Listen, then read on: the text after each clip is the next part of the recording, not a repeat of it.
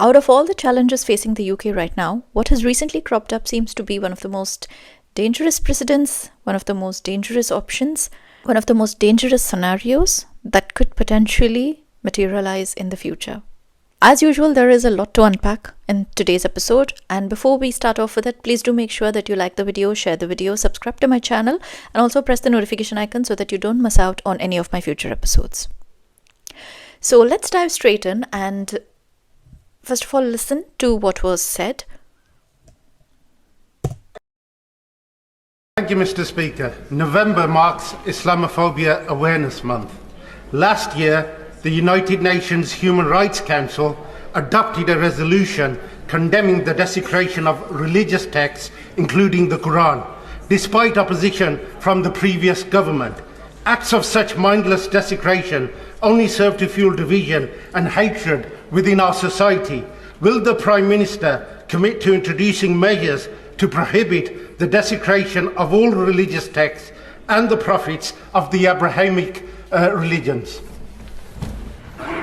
Can I agree with him that desecration is awful and I think should be condemned across the House? We are, as I said before, Mr. Speaker, committed to tackling all forms of hatred and division, including, of course, Islamophobia in all of its forms. Thank you. Thank you, Mr. Speaker. Well, Keir Starmer, as you just saw and heard, did not deny that blasphemy law could be a potential reality in future, and that is absolutely scary. Now, if you have been seeing my videos and if you know anything about my thought process and my opinions, I'm someone who believes in the value of absolute freedom of speech in society. I think as a human society, that is the only thing that is worthy of the dignity that we as humans have.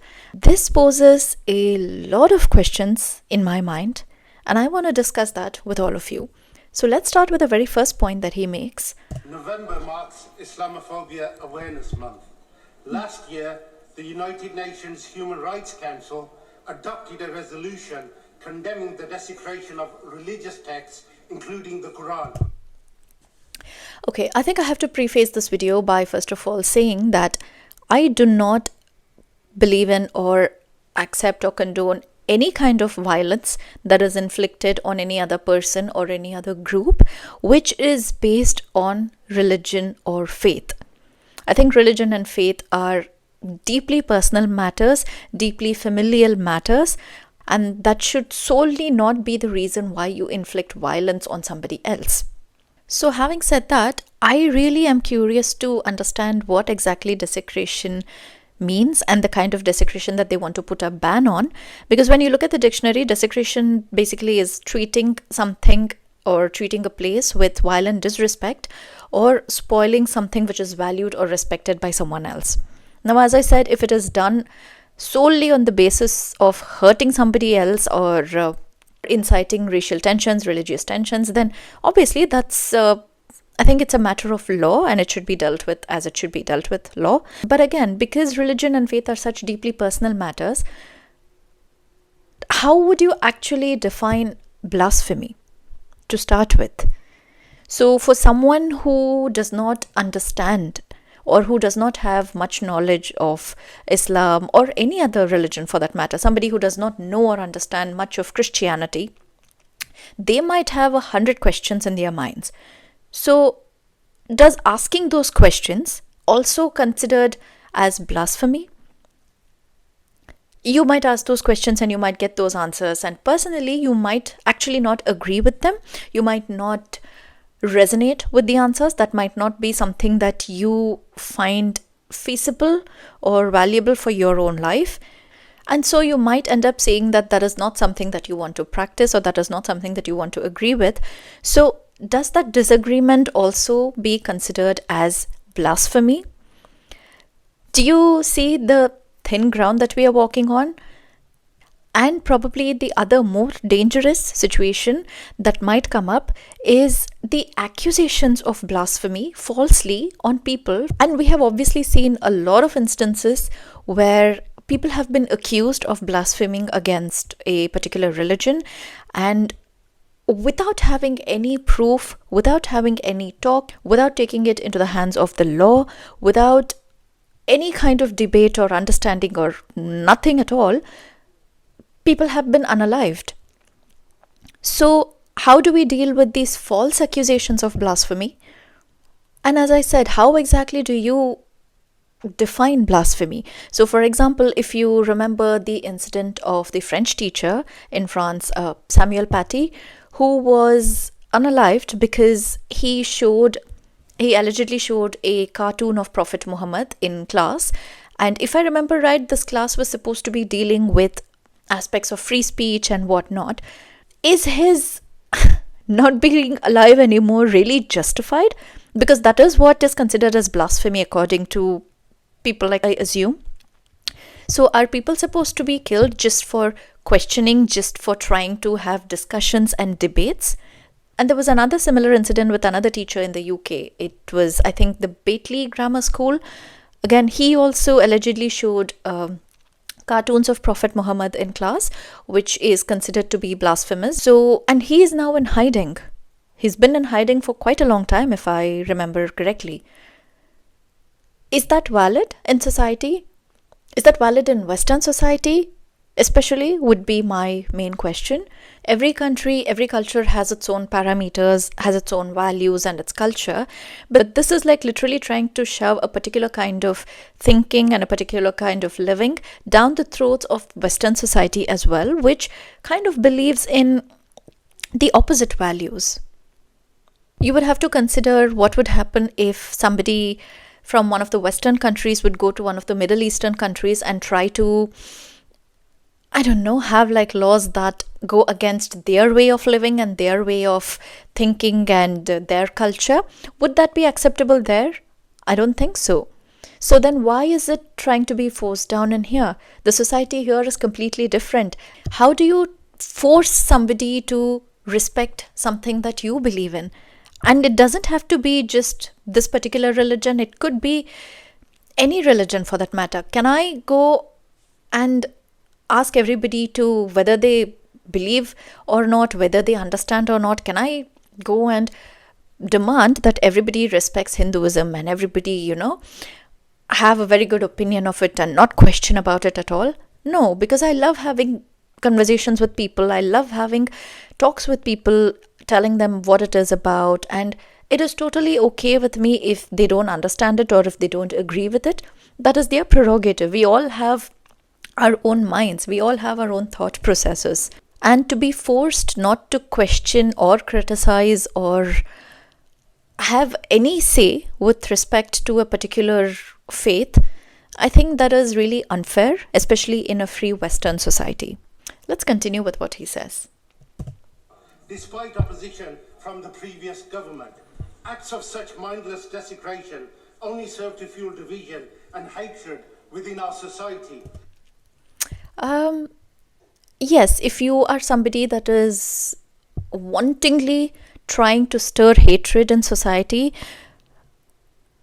obviously it is not acceptable, and I think it should be dealt with law. I think there is a distinction between showing hatred or discrimination towards a particular race, because you are showing discrimination towards living, breathing people, as opposed to probably showing or criticizing a faith itself or the tenets of a faith.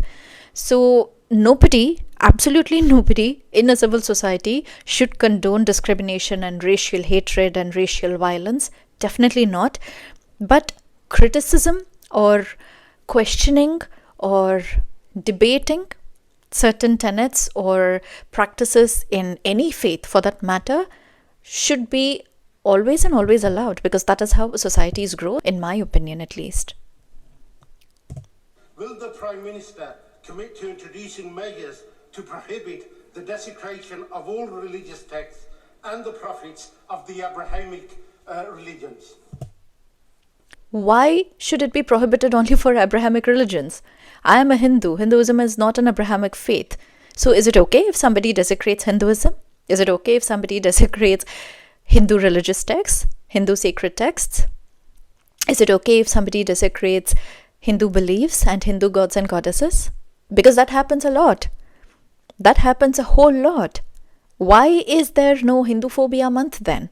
Because if you're having a particular rule for one particular faith, at least we need to be philosophically consistent and then have it for all the faiths in society or not have it at all. So if you want to have blasphemy laws, then it can't apply to just the Abrahamic faiths. Then what about the Hindus? What about the Sikhs? What about the Buddhists, the Jains? They're not Abrahamic faiths. So is it okay if people go and desecrate them or insult them or show hatred towards them?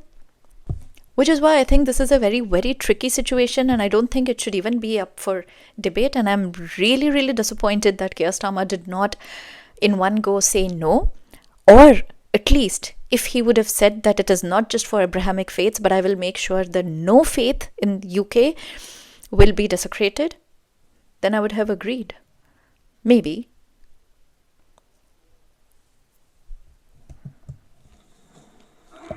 Can I agree with him that desecration is awful and I think should be condemned across the House? We are, as I said before, Mr. Speaker, committed to tackling all forms of hatred and division, including, of course, Islamophobia in all of its forms. Thank you.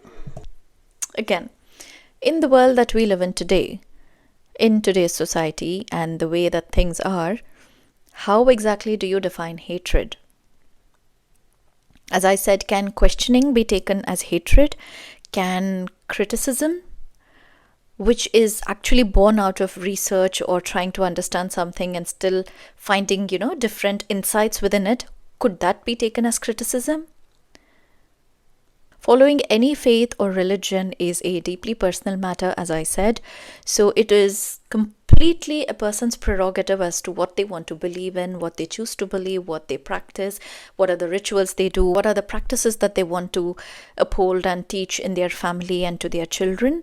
But to have this very stringent and very restrictive way of thought in society is probably going to be hugely, hugely, hugely disadvantageous for everyone in society.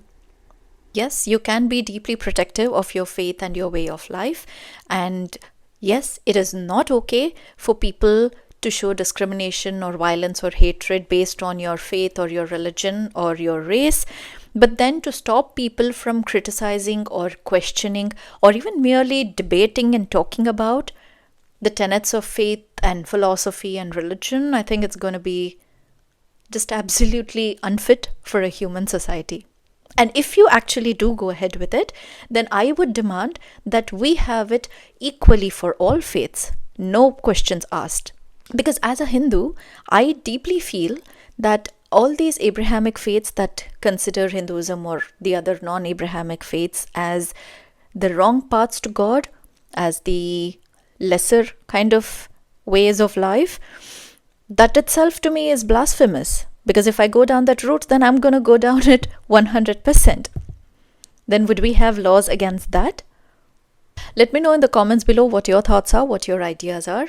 I deeply feel that in a Western free-thinking society, at least, having restrictions on thought and speech is going to be detrimental to the development of the society, and personal matters should be kept as personal matters. And yes, as I said, wantonly inciting hatred and racial violence based on a person's faith and religion, that should be dealt with law. But having restrictions like these is not going to get us anywhere. Thank you for being here with me, and as usual, I look forward to listening to your thoughts and comments in the comment section down below. Please do keep it civil. Until next time, take care.